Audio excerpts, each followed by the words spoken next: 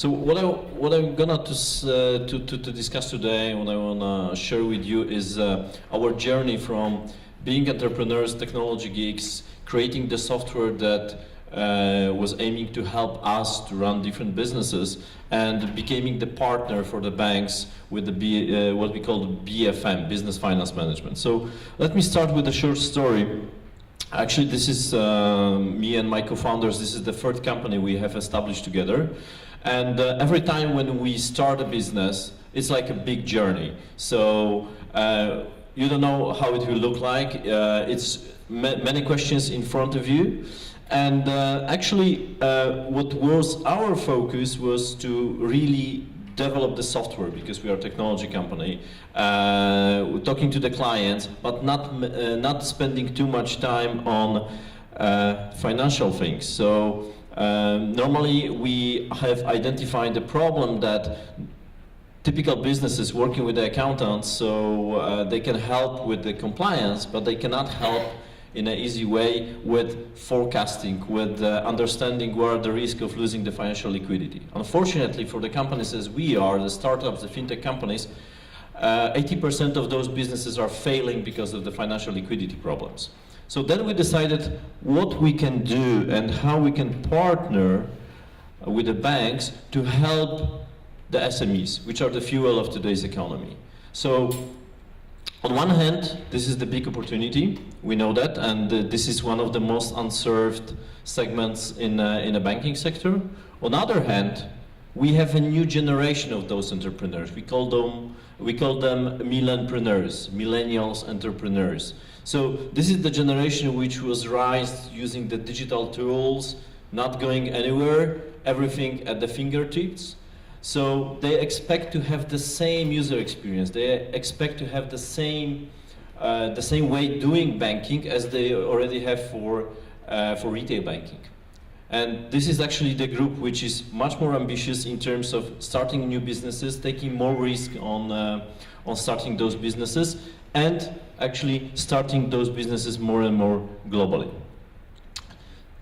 And unfortunately, as we discussed with many of those, the current banking experience, the current way how the banks were able to serve them was not sufficient. So as you can see, basically 25% of the SMEs in the US will recommend their bank to others. So I don't think it's really a good message.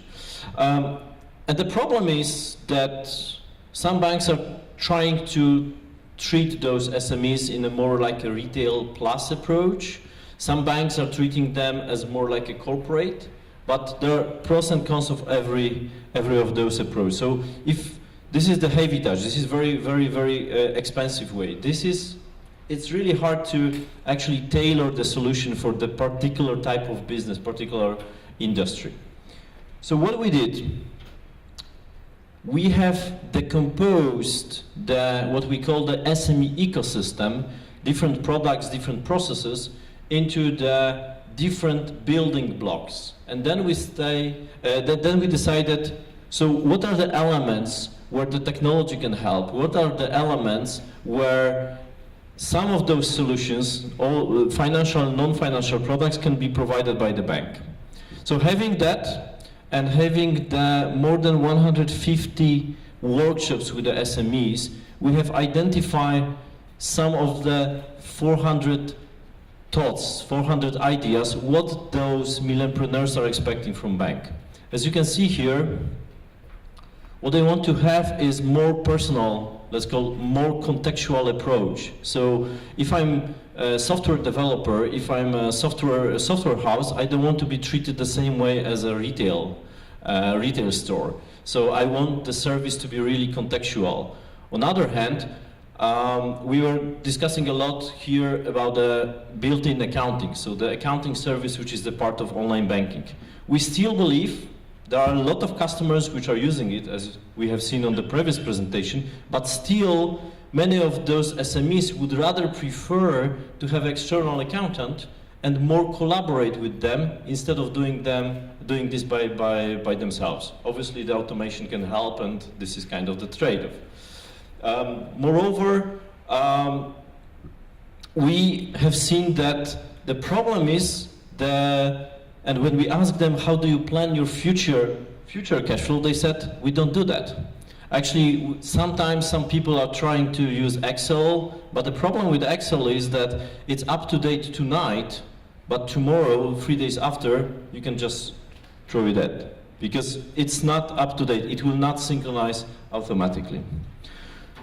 So the solution we have designed is called business finance management. You can compare it to PFM, personal finance management, but this is built from scratch. This is built by design for the small and medium business. So let me walk you through the few functionalities. What is the most important thing?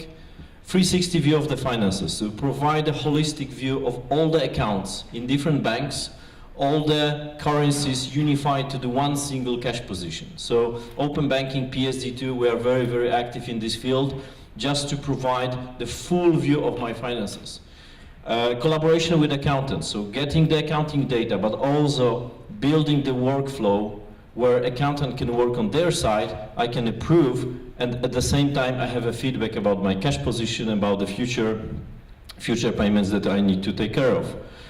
Predictive cash flow management. We are using some data analytics on top of it. I will explain a bit later on, to help them to understand what is the potential future cash position of their business and how they can mitigate the risk even before. So those are the key elements. Also the user experience. So we designed a solution where actually everything is customizable. So there are no categories, there are no different types of the transactions. You can just actually build your own tagging. So you can mark the transactions based on your projects, based on your revenue streams. So actually you are treating the data the same way as the social data. You are just tagging, you are just grouping the information based on how do you want to see it. Second thing, as I already said, multi-banking, multi-currency. On average, SME has 3 different accounts in 2 or 3 different banks. So logging to each bank separately, putting this into Excel, I have a clue why they are not doing it. So if you can have a platform which is multi-banking, which you can leverage the PSD2 open banking, it means that you can provide a 360 view. Budgets, people, projects. So even in a small company, like 5 people, 10 people, 15 people, it's already important to manage the cost centers or manage how the people are spending money, giving them some of the budgets, but monitor it in the real time. So this is something which is already available for the big corporate clients. We are trying to move it a little bit to the small and medium business. Work with your accountant. As I said before, I'm running my third company. I have never seen my accounting package. I'm not sure even what kind of the package we are using with our accountant. So, because I don't care. What I care is that I have proactive information about the tax obligations. I have information how much money will stay on our accounts end of the month. And if there is a problem, I want to know about it even before it will pop up. So that's important, and the collaboration with the accountant is the clue. Some additional functions which are already available in accounting packages. So we have built-in invoicing. We are linking the invoicing with the different payment methods. So for example, we're leveraging the PISP, so the way how we can trigger the payment from the external account. And we are also online. We are also monitoring the payments, and we are generating automated reminders to the debtors. And last but not least, we are also helping them to link the documents, the electronic form of the documents with the OCR together with the data. So we can just transfer your account payables into the XML file, and actually we can present it in a way that it's already integrated and easy to pay. Too much technical, but just in the nutshell, so the platform we've built is actually composed by 3 elements. The first one is that we are able to aggregate different sets of the information. So the bank data, internal account data, internal transaction data, PSD2 connectors. So we allow the customers to connect their bank accounts from external banks. Screen scraping, we are not actually using it in Poland, but we are using quite widely in Belgium. And then we've put all this information in our data model. We enrich the data with the tagging, with the forecasts, with the KPIs, and then we are providing one single API that can actually fit this information into your digital banking platform. So you can use actually our front end, or you can actually use only the data that we will provide to you in a very, very unified way. So what is very important, especially for the PSD2 world, different implementation, different ways how different banks will expose the APIs. As a bank, you don't care, because you have one single API which actually unify the complexity of everything which is below. In terms of the front end, because as I said before, this is the API, and I will give you a few examples how, based on those APIs, you can build actually the use cases, how you can build the scenarios.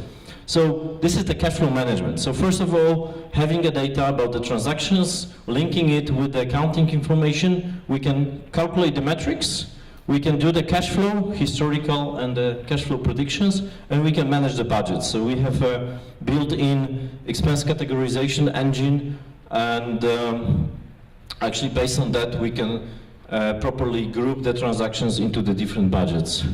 Data aggregation, so again, having a multi different accounts on one single platform together with the accounting integration. This is one of the crucial elements for BFM solution, together with the initiation of the payment. Providing some insights. So we believe that presenting the data is not enough. Even looking at very simple transaction history, we have different ideas, and we are using those, how to present and how to provide more insight into what are my revenue streams, what is the structure of my expenses. And this is really important information to the SMEs, especially those which are less, let's say, financial CFO aware, and this helps them to understand even the risk of running the business. So for example, revenue concentration factor, very simple thing, we are providing them to help them understand what will happen once they will lose the key customer, what will happen with their business, how it will impact their financial liquidity. And the ecosystem.